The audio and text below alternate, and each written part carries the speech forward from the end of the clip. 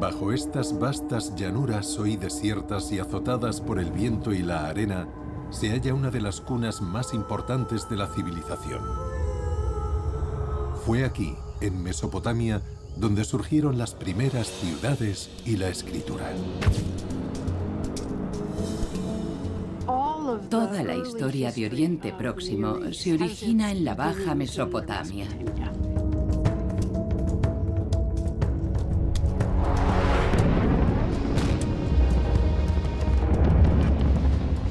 Después de 30 años de guerra y de destrucción, los arqueólogos han vuelto a Irak, el corazón de la antigua Mesopotamia. Todavía quedan maravillas por desvelar. Todo un patrimonio que resuena a nivel mundial. Para los mesopotámicos, una de las bases de la civilización era la construcción de ciudades. Las nuevas tecnologías aportan nuevas revelaciones sobre el nacimiento de las primeras ciudades de la humanidad. La arqueología asiria está resucitando hoy como un fénix que renace de sus cenizas. No tengo palabras para describir lo que siento. Fue una experiencia única, verdaderamente sobrecogedora. En un país en plena reconstrucción se escribe un nuevo capítulo de la historia. Es un auténtico sueño hecho realidad. Es de un valor inestimable para el mundo entero. Mesopotamia. Redescubrir los tesoros de Irak.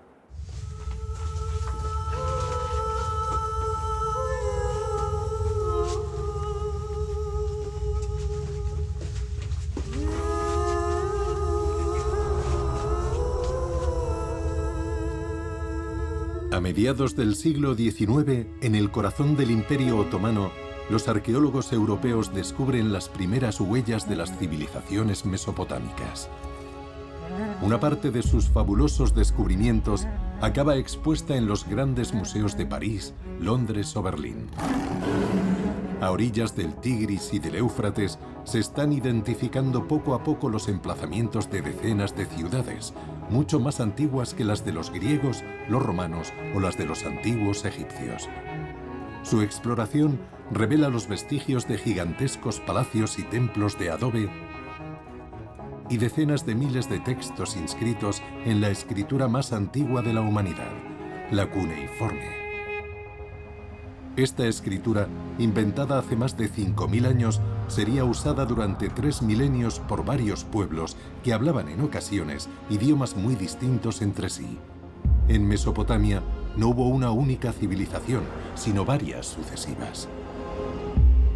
Cada una retomaba una parte de la herencia legada por las anteriores, desarrollando así las primeras grandes ciudades y los primeros estados de la humanidad. Este mundo antiguo encierra en buena medida la clave de nuestros orígenes, pero es un gran desconocido. ¿Qué ha ocurrido?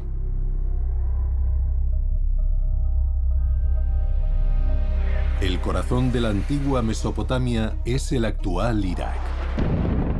Un país devastado por toda una serie de conflictos que han culminado con la ocupación del norte del territorio a manos de los fanáticos del Estado Islámico. La violencia de estas guerras ha frenado en seco la investigación arqueológica, propiciando además una ola de saqueos por todo el país. En Mosul, las destrucciones escenificadas para escandalizar a la comunidad internacional le han recordado al mundo de repente el valor inestimable de este excepcional patrimonio. Fue aquí, en el Museo de Mosul, donde el Estado Islámico vandalizó algunas de las obras maestras de la civilización asiria.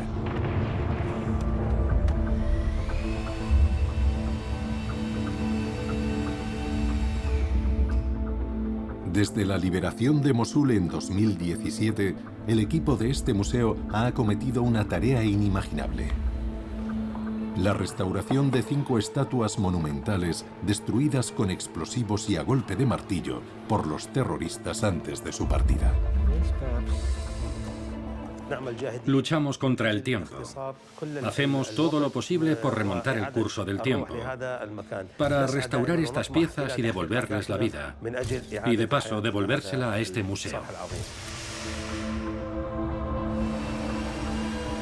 Conmovido por la resiliencia de los iraquíes, el Museo del Louvre en Francia ha enviado a un equipo de restauradores para ayudarles a llevar a cabo este increíble proyecto.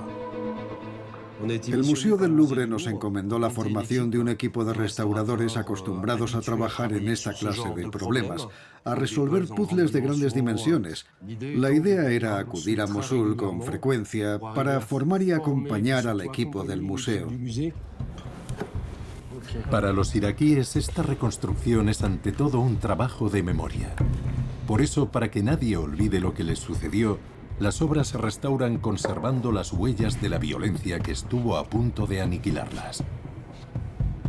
La situación del Museo de Mosul es un caso emblemático. Pero ¿qué hacer ante la magnitud de los estragos causados en muchos de los más importantes yacimientos arqueológicos? La violencia de la agresión que había padecido el patrimonio iraquí despertó un movimiento de solidaridad de una magnitud sin precedentes. Unos 50 equipos de arqueólogos procedentes de todo el mundo se han puesto manos a la obra desde 2019 en todos los grandes yacimientos del país para tratar de salvar todo lo posible. La región de Mosul es especialmente sensible, ya que es aquí donde se han descubierto los principales yacimientos de una de las últimas civilizaciones mesopotámicas, la de los asirios. En el primer milenio antes de nuestra era, los reyes asirios dominaron el conjunto del creciente fértil durante cerca de 5 siglos. Estos reyes guerreros disponían de recursos ilimitados y también eran grandes constructores. En menos de 3 siglos, dotaron a su imperio de 3 nuevas capitales sucesivas, entre ellas Nínive, la última capital de los asirios, descrita en la Biblia como una megalópolis gigantesca, riquísima y cosmopolita. Situada justo enfrente de Mosul, esta ciudad legendaria fue descubierta a mediados del siglo XIX por unos arqueólogos británicos. Sus excavaciones sacaron a la luz un inmenso palacio cuyos muros estaban decorados con 3 kilómetros de frisos en bajorrelieve. Ilustraban las conquistas del rey Senaquerib, que dirigió el imperio asirio hacia el año 700 antes de nuestra era. Y un poco más lejos se alzaba el palacio de su nieto, el rey Asurbanipal. Ahí se descubrieron cerca de 30.000 textos en cuneiforme que constituyen una de las principales bases de nuestro conocimiento de Mesopotamia.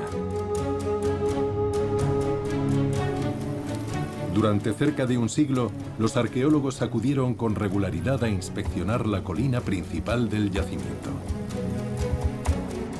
Pero esta ciudadela tan solo representaba una ínfima porción de la antigua ciudad. Las ruinas de su muralla de 12 kilómetros de largo delimitan hoy un recinto de más de 7 kilómetros cuadrados, todavía mayormente inexplorados. En este singular yacimiento, varios equipos de arqueólogos han respondido al llamamiento de las autoridades iraquíes.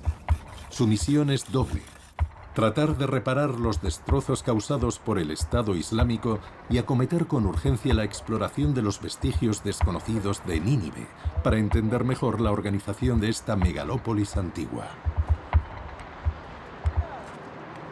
Desde el año 2018, un equipo italo-iraquí dirigido por el arqueólogo Niccolò Marchetti se muestra especialmente activo en todos estos frentes a la vez.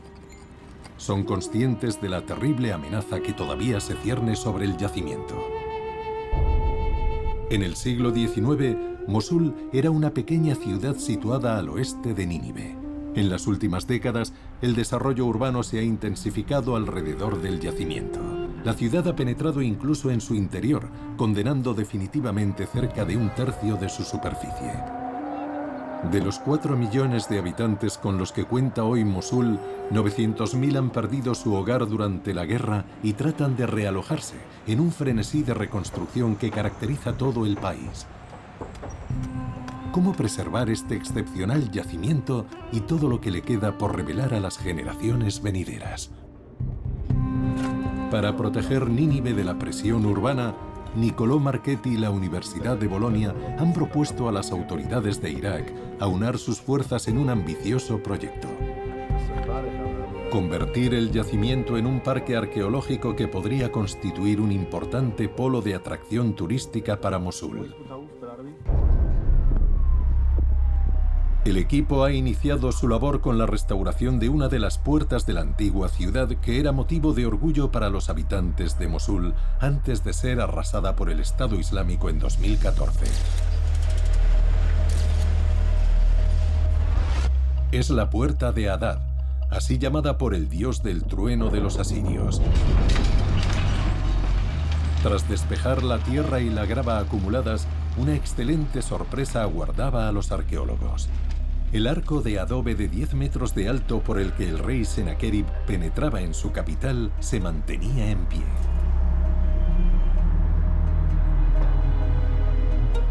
Tras la restauración, la Puerta de Hadad y su arco, único en el mundo, conformarán en pleno corazón de Mosul la entrada al futuro parque arqueológico de Nínive.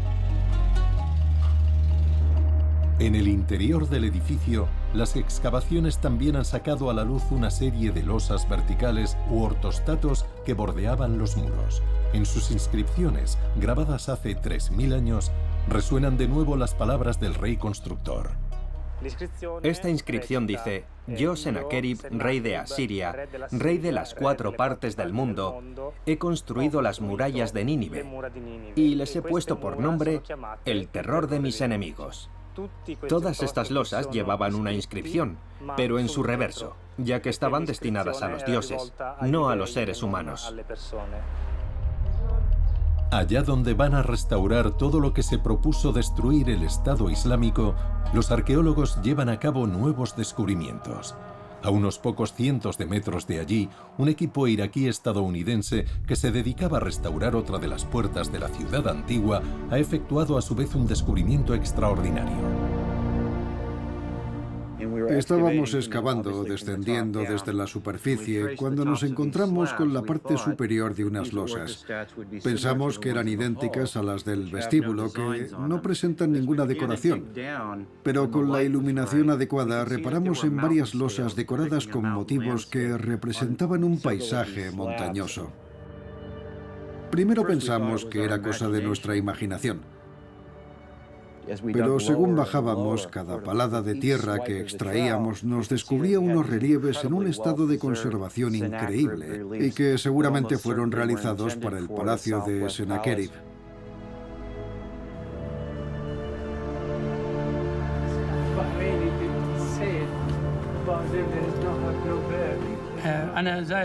Cuando estaba estudiando en Gran Bretaña, visité el Museo Británico y tuve la ocasión de ver los bajorrelieves, pero de lejos, porque había una alarma eléctrica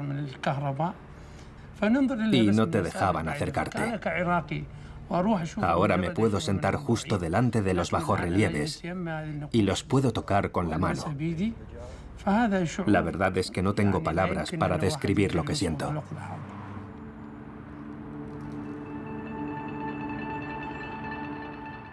Como arqueólogo, nunca me imaginé que un día iba a descubrir unos bajorrelieves asirios, y mucho menos los de Sennacherib. La arqueología asiria está resucitando hoy, como un fénix que renace de sus cenizas.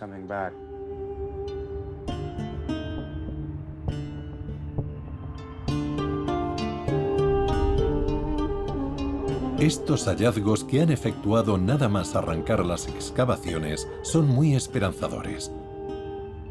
Y es que para los investigadores, la verdadera meta es sacar a la luz la gigantesca ciudad que se extendía en el interior de esta muralla. Cubre 700 hectáreas. Por eso hemos iniciado tareas de restauración en diferentes sectores.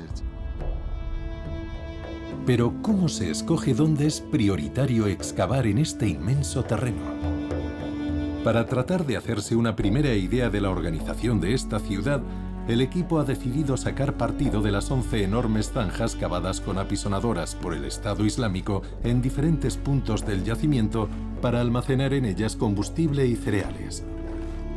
Cerca de la Puerta de Hadad había 3 que presentaban indicios prometedores.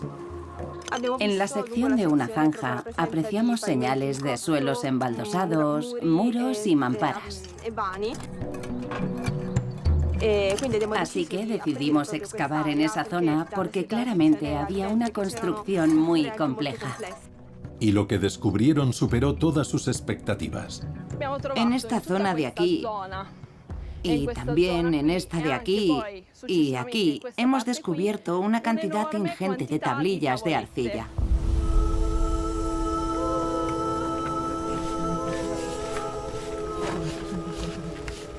Fue realmente una experiencia única, un momento de euforia, porque una se puede pasar toda su vida de arqueóloga sin descubrir un solo archivo. No es algo que ocurra todos los días, así que imagínate, dar con una biblioteca entera. Fue sobrecogedor.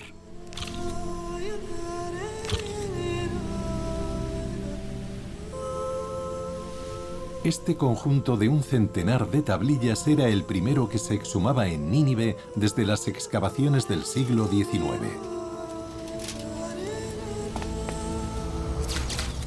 Y la naturaleza de estos documentos no es menos excepcional.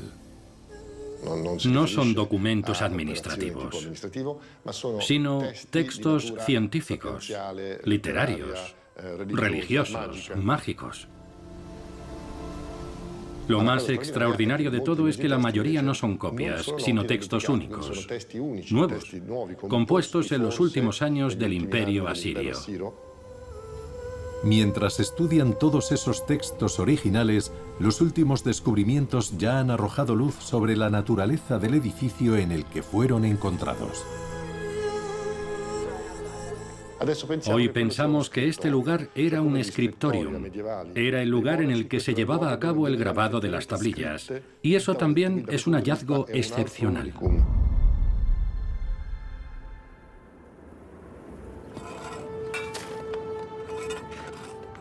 Pero eso no es todo. Un poco más lejos, en la muralla, las excavaciones han revelado otra magnífica obra completamente desconocida hasta la fecha. Un amplio canal de piedra labrada que atravesaba de un extremo al otro esta muralla de más de 30 metros de ancho para transportar agua hasta la ciudad.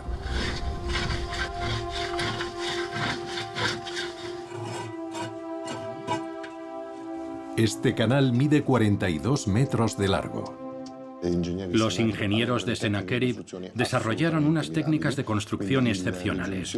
Los bloques están perfectamente ajustados. No se ve ningún resquicio entre las piedras.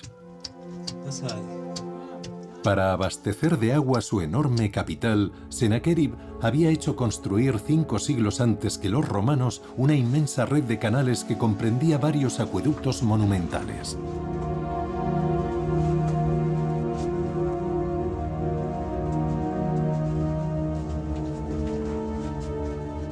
Estamos recopilando mucha información. Hasta el momento solo conocíamos los palacios de la ciudadela, pero ahora nos hacemos una idea de la organización de la ciudad. A pesar de la destrucción que ha sufrido, Nínive promete ser una fabulosa fuente de hallazgos en las décadas venideras. Tiene mucho que enseñarnos sobre el sorprendente grado de sofisticación que alcanzaría el urbanismo mesopotámico en sus últimos desarrollos. En una época en la que Roma apenas acababa de ser fundada, los reyes de Asiria ya hacían edificar inmensas capitales planificadas por brillantes arquitectos e ingenieros. Decenas de miles de artesanos y obreros fueron movilizados, en ocasiones deportados desde los confines del imperio para poner en pie estas impresionantes ciudades. Pero ¿cómo hicieron los asirios para desarrollar una técnica semejante en materia de urbanismo? Y sobre todo, ¿de dónde sacaron ese dominio del agua? Un recurso esencial que hay que saber domar y canalizar cuando se planea edificar una gran ciudad. Para comprender cómo heredaron los asirios su prodigioso dominio de la ingeniería civil, hay que remontarse en el tiempo, como los arqueólogos, y estudiar desde la capa más antigua hasta la más reciente. Hay que poder explorar los vestigios de las antiguas ciudades mesopotámicas que en ocasiones fueron construidas más de 2000 años antes que las de los asirios. En el sur de Irak se encuentran otros grandes yacimientos arqueológicos mucho más antiguos y enigmáticos, los de la civilización sumeria. Allí, no lejos del mar, en las inmediaciones de 2 ríos, el Tigris y el Éufrates, los sumerios construyeron las primeras ciudades hace más de 5000 años. Su hallazgo, que tuvo lugar después del de los yacimientos asirios, supuso un segundo terremoto para la arqueología del siglo XIX. La escala de las instalaciones urbanas que desenterraron en las arenas planteaba nuevos interrogantes sobre el origen de las ciudades. ¿Cómo evocaban los propios mesopotámicos eso que los especialistas definen hoy como una auténtica revolución urbana? Un texto habla de un ser mitad hombre, mitad pez, que sale del mar para enseñarles a los hombres todos los elementos de la civilización. Y uno de esos elementos es el hecho de saber construir ciudades. De repente se produce un salto. En un momento dado ocurre algo que lo cambia todo, y las aldeas empiezan a crecer y a convertirse en ciudades. El surgimiento de las primeras grandes ciudades se acompaña unos siglos más tarde con la aparición del primer sistema de escritura, el cuneiforme. El desarrollo urbano y el peso del comercio y los intercambios están directamente ligados a la necesidad de comunicarse por escrito. Y así nació la escritura en el corazón de las primeras ciudades. Y gracias a esos textos escritos en cuneiforme es como hemos podido acceder a parte de la historia de algunas ciudades de Sumeria. Es el caso de la ciudad de Larsa, identificada ya en el siglo XIX gracias a las tablillas que se encontraron en su superficie.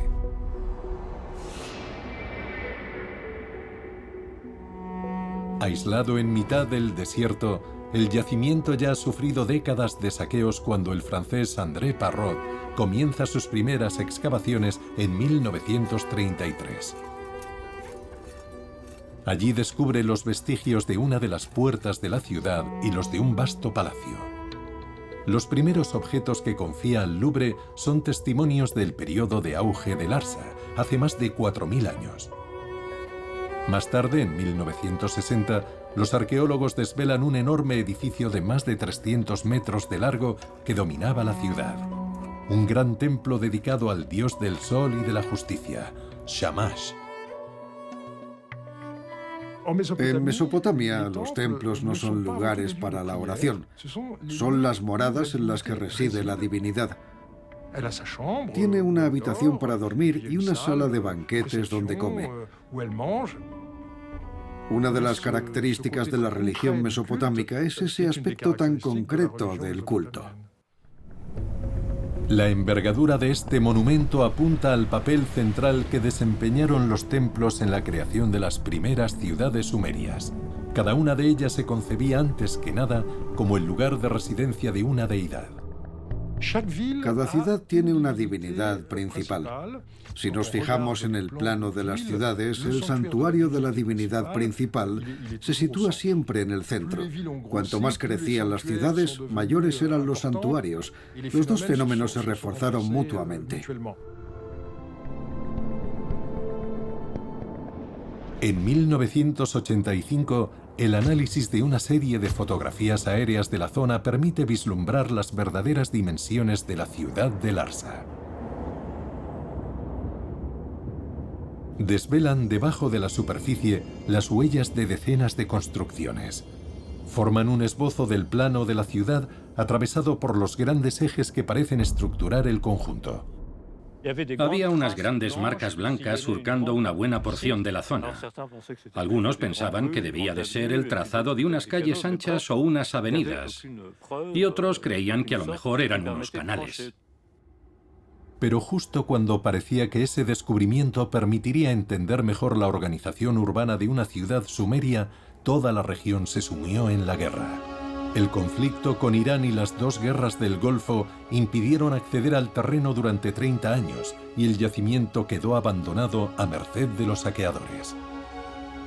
En 2019, Regis Vallée puede regresar por fin a Larsa, donde había comenzado su carrera de joven arqueólogo. Esta vez su equipo contará con nuevas tecnologías mejor adaptadas a las dimensiones del lugar para poder explorar a fondo la evolución de una de las primeras ciudades de la humanidad. Pero los arqueólogos no saben en qué estado se van a encontrar el yacimiento y cuál ha sido la magnitud de los saqueos. Mathilde Murat es una arqueóloga experta en los conflictos y ha llevado a cabo una investigación en base a las imágenes de drones y satélites. Cada uno de estos pequeños elementos en los que se ve una zona clara en el centro y un halo de sedimento más oscuro a su alrededor es un punto que ha sido saqueado. Este trabajo les ha permitido generar unos mapas de densidad de los saqueos por épocas. Esta capa es de 2010 y aquí se superpone a la de 2019. Se ve que los saqueos no cesaron en la zona, que ya había sido identificada como muy rica y proclive a los saqueos. Solo en 2010 hemos detectado 1.841 excavaciones y entre 2010 y 2019 se produjeron 400 excavaciones adicionales. Puede parecer mucho, pero el área mide 200 hectáreas.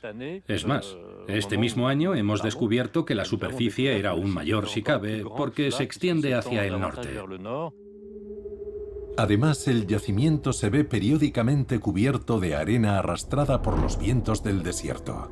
Pero el análisis de las distintas imágenes obtenidas por los satélites disponibles nos proporciona hoy una abundancia de pistas nuevas sobre la organización del tejido urbano de Larsa. Esta nueva herramienta les ha permitido detectar de manera no invasiva lo que se esconde debajo de la arena. Las imágenes de los satélites Corona y Hexagon son un poco más reveladoras. Se aprecia una serie de huellas inconfundibles. Todas esas huellas han sido estudiadas en detalle y las hipótesis a las que han dado fundamento han sido materializadas gráficamente en los mapas. Aquí se pueden ver unos edificios, parece que son calles, y aquí la muralla. Esta muralla había sido hasta la fecha uno de los grandes enigmas de Larsa.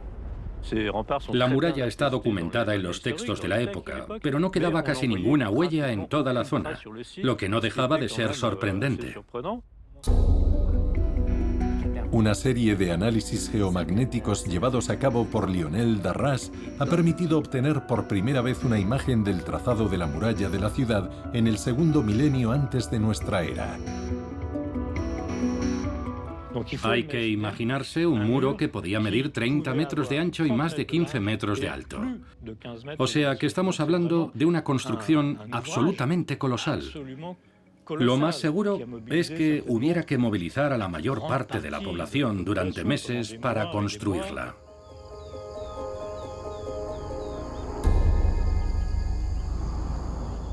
Una ciudad es un lugar enclaustrado detrás de una muralla. Y las murallas principalmente desempeñan una función defensiva. En el imaginario de la época eran tan altas como una montaña.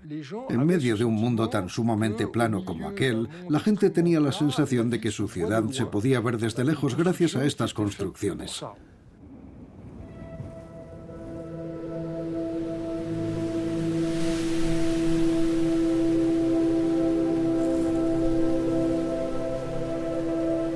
Para profundizar en la investigación, se ha llevado a cabo un estudio sistemático de la inmensa cantidad de fragmentos presentes en la superficie del yacimiento. Los mapas elaborados a partir de esos datos han aportado una primera serie de revelaciones sobre la organización de la ciudad en distintos sectores. En el centro, el barrio monumental parcialmente excavado con el palacio y el templo de Shamash.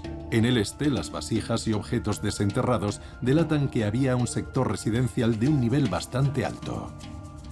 Sería el casco antiguo de Larsa. En el norte, en particular, había unas residencias muy bonitas. En el noroeste, las trazas de canales de riego y los restos de aperos agrícolas sugieren la existencia de tierras cultivadas. Este sector ocupa un 10% de la superficie de la ciudad. Es algo que nos ha sorprendido, porque no pensábamos que una parte tan importante de la ciudad pudiera estar totalmente destinada a la producción agrícola. Y en el sur, las trazas de hornos, de conchas y de piedras preciosas revelan la presencia de un barrio de artesanos. El sector industrial y toda su producción tendían a estar centralizados aquí, en el sur de la ciudad.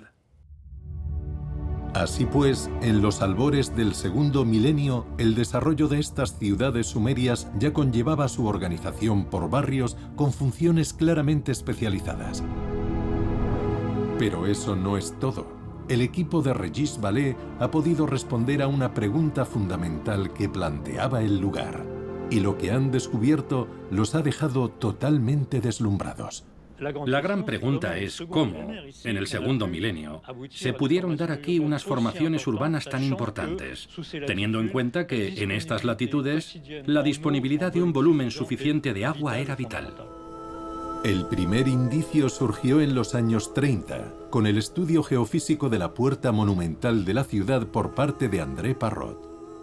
Esta estructura se adentraba mucho más allá en el interior de la ciudad, hacia el oeste, a lo largo de casi 90 metros. No es en absoluto una puerta ordinaria, sino un verdadero fortín construido sobre la muralla. ¿Por qué motivo se invirtió tanto militarmente en este sector de la muralla y en este punto preciso? Una vez más, la respuesta la aporta la geofísica, revelando, 80 metros al norte, otra estructura compuesta de dos grandes pilas de adobe de 40 metros de ancho cada una. A través de esta estructura, hemos identificado el trazado de un gran canal que penetraba en la ciudad en este punto. A base de análisis geomagnéticos y tomográficos, midieron las dimensiones del canal y comprendieron que se trataba del principal punto de llegada de agua en la ciudad y que el fortín de la Puerta de Parrot protegía esta estructura tan esencial. A raíz de este hallazgo, Lucy C., especialista en sistemas hidráulicos de la antigüedad, se unió al equipo para ahondar en el estudio de los rastros de canales identificados en el interior de la ciudad. Tiene una profundidad que por ahora desconocemos. Estamos ante una historia funcional de un canal con fases de desagüe sucesivas. Esta sedimentación es característica del uso del agua para el riego, porque se controla el agua antes de que llegue a las parcelas. Se nota una diferencia en la textura. De hecho, a lo largo de todo el canal se aprecia un relleno arenoso. Y según se avanza a lo largo de él, puedes ver las estructuras de las construcciones y la alineación de los muros.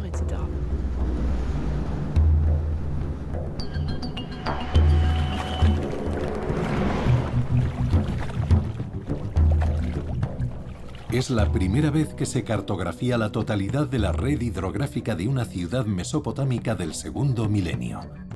Y supera con creces cualquier cosa que se hubiera podido imaginar.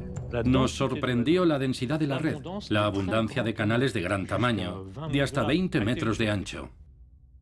Hablando con unos compañeros, uno me dijo que sí creía que había encontrado una Venecia en medio de Irak. Tanto como eso no sé, pero no andamos tan lejos. El conjunto de la red estaba abastecido por un canal de más de 60 kilómetros de largo que acarreaba el agua del río Tigris hasta las puertas de la ciudad. La realización de esta obra se menciona en algunos de los textos descubiertos en Larsa. En un principio el agua de la ciudad de Larsa venía del Éufrates, pero se ve que en un momento dado no fue suficiente. A mediados del siglo XIX, el rey Sinidinam dijo, ya que el agua del Éufrates no es suficiente, habrá que derivar agua del río Tigris. Los ingenieros de Larsa hicieron gala de una habilidad impresionante. Calibraron el canal con tanta precisión que podía ascender desde la llanura hasta la ciudad y circular en ella a pesar de los desniveles. Varios kilómetros agua arriba, el canal tiene un ancho de más de 20 metros, pero al aproximarse a la ciudad, pasa a tener un ancho de tan solo 5 metros y eso aumenta su velocidad, lo que le permite escalar los metros que separan la llanura de la ciudad. Vemos que la arteria aumenta progresivamente su ancho y circula por la periferia de la ciudad, ascendiendo una altura de varios metros. Y vuelve al centro de la ciudad, partiéndola en dos de alguna manera. Hay numerosas conexiones que permiten abastecer a los distintos barrios y zonas de la ciudad. Y otro estudio ha permitido determinar que toda esta red estaba conectada a su vez a otros canales que han sido localizados a nivel regional.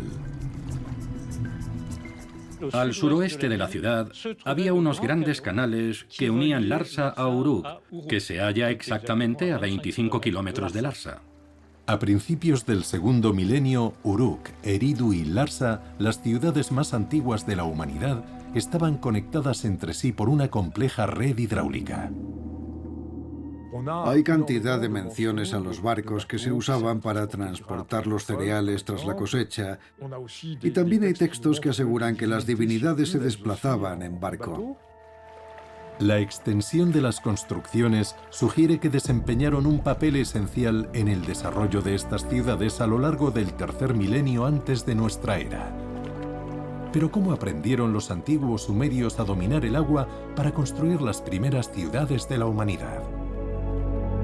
No lejos de Larsa, a 50 kilómetros al este, hay otro yacimiento que está cambiando nuestra manera de ver las cosas: el de la ciudad de Lagash.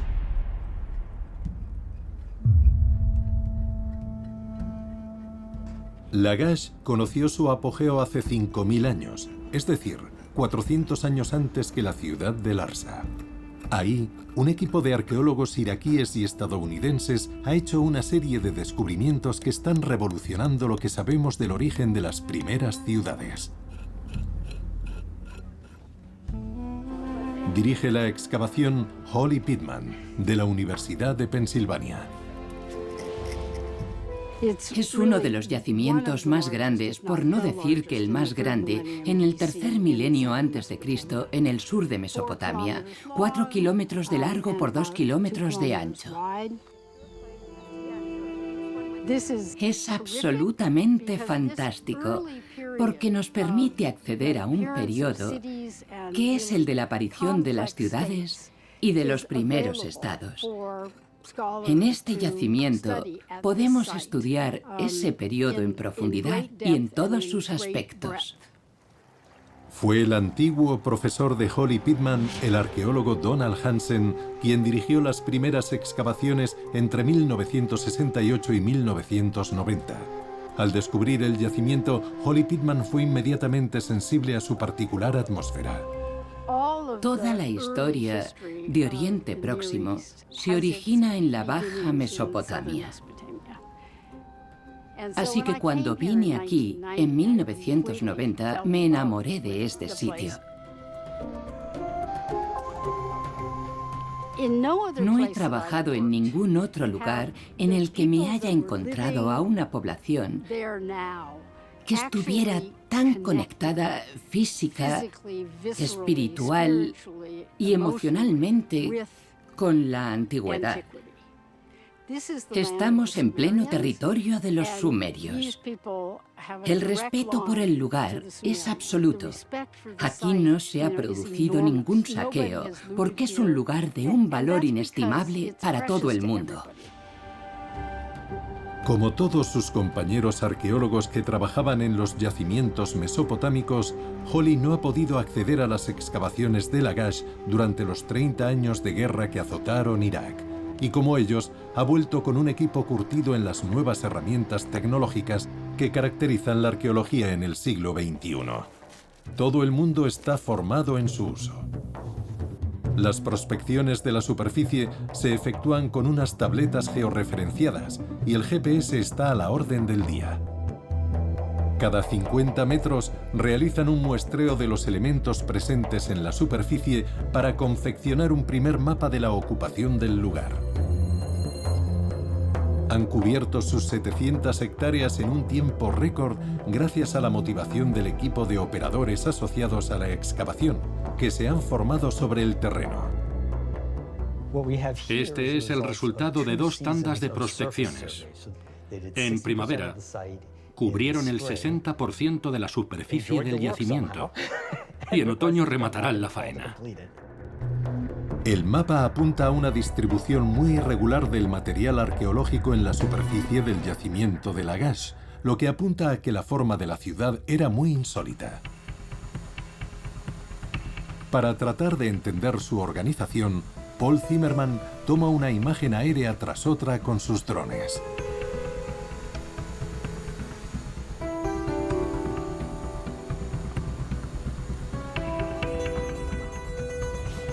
Aquí, aquí. Y aquí. Y aquí se aprecian calles y también vestigios de edificios entre ellas. Es una zona interesante porque tiene un plano muy regular. Casi recuerda la distribución por bloques de una ciudad moderna, lo cual es insólito e inesperado.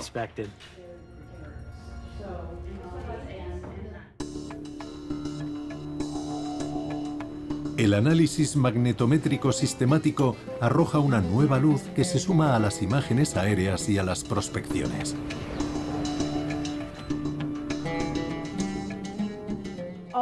Todos los yacimientos de la Baja Mesopotamia son muy sensibles a la magnetometría.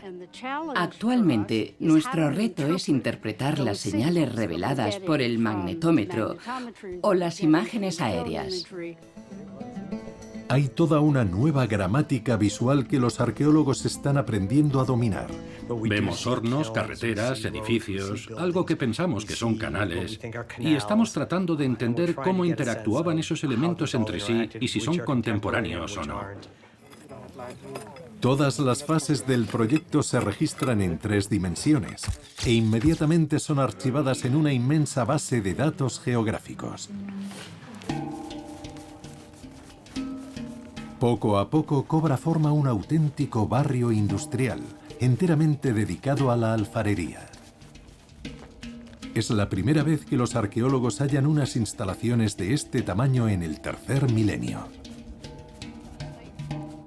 Estamos ante una inmensa actividad artesanal.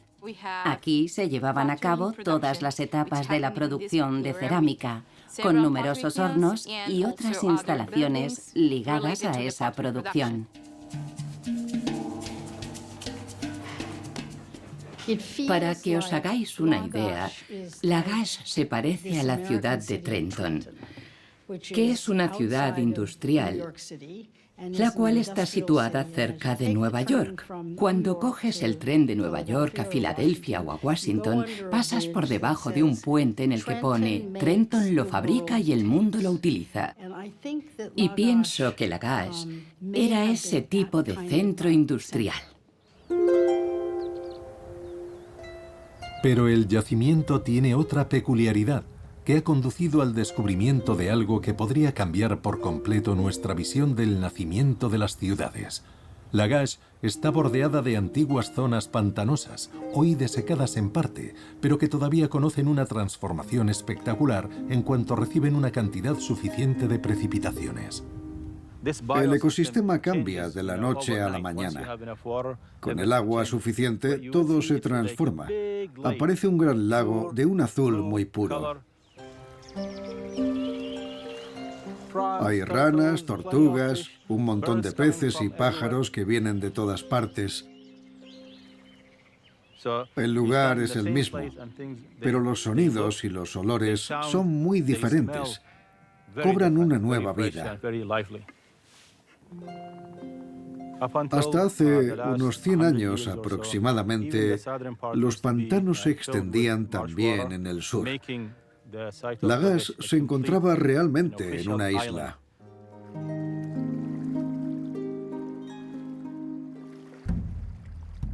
Explorando la hipótesis de que este pasado reciente podría reflejar las condiciones que reinaban aquí en la antigüedad, Reed Goodman acometió desde un principio una serie de extracciones geológicas que aún prosigue a día de hoy.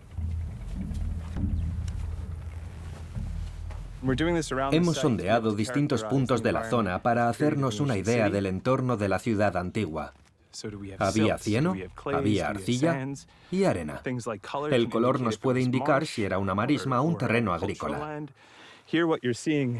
En el primer metro encontramos un suelo arenoso, terroso, removido. Y un metro más abajo se nota una clara transición hacia una capa de cieno, señal de que es una capa más antigua. Típicamente, cuando ves estas arenas negras y cenagosas, quiere decir que había una marisma. A raíz de esos primeros resultados, se efectuó una simulación de una inundación en base a la topografía actual del lugar. Les permitió entender inmediatamente la forma de la ciudad, revelada por las prospecciones de la superficie. Aquí hemos encontrado en la superficie una gran cantidad de conchas de moluscos que viven en las marismas, o sea, que era una zona que se inundaba con frecuencia. En esta ciudad, la gente debía de desplazarse en barco, tanto como a pie o en burro.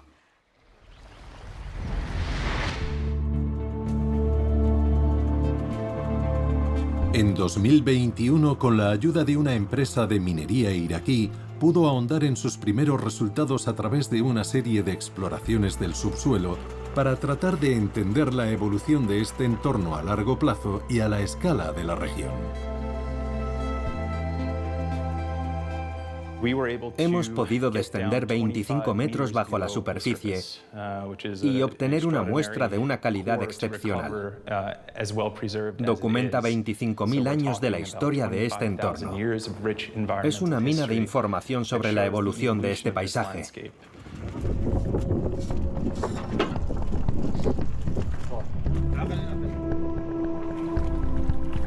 La primera sorpresa tuvo que ver con el periodo que precedió al nacimiento de la ciudad. Se aprecian señales de un entorno marino en el propio yacimiento. Se ve que toda la zona fue un mar poco profundo hasta el cuarto milenio. Pero cuanto más avanzamos en ese cuarto milenio, más vemos cómo se retira el mar, liberando nuevas tierras cultivables, que es cuando se desarrollan rápidamente los primeros asentamientos en toda la zona. Así que el entorno en el que se construyó la ciudad de Lagash era el de un rico estuario marino, donde las mareas aumentaban 2 veces al día el caudal del Tigris, irrigando así de forma natural las tierras a lo largo de cientos de kilómetros. Solo hemos empezado a comprenderlo, pero entre los investigadores y en los ambientes académicos, nadie duda de que la situación en un entorno húmedo desempeñó un papel fundamental en el desarrollo de las primeras ciudades. Pero a lo largo de los siglos sucesivos, las aguas del Golfo siguieron retirándose y el entorno de Lagash volvió a evolucionar. En esta muestra, si os fijáis, se percibe claramente la transición de un lodo gris a otro marrón. Uno apunta a la presencia de un estuario marino y el otro a una llanura aluvial. El entorno de Lagash deja pues de ser un delta y ahora está dominado por el curso del río. A lo largo del tercer milenio, la desaparición progresiva de los recursos de las marismas hace necesario desarrollar una agricultura cerealista. Pero al perderse el fenómeno de las mareas, se impone la creación de sistemas artificiales de irrigación y el reemplazo de las vías de circulación naturales del delta por la construcción de canales.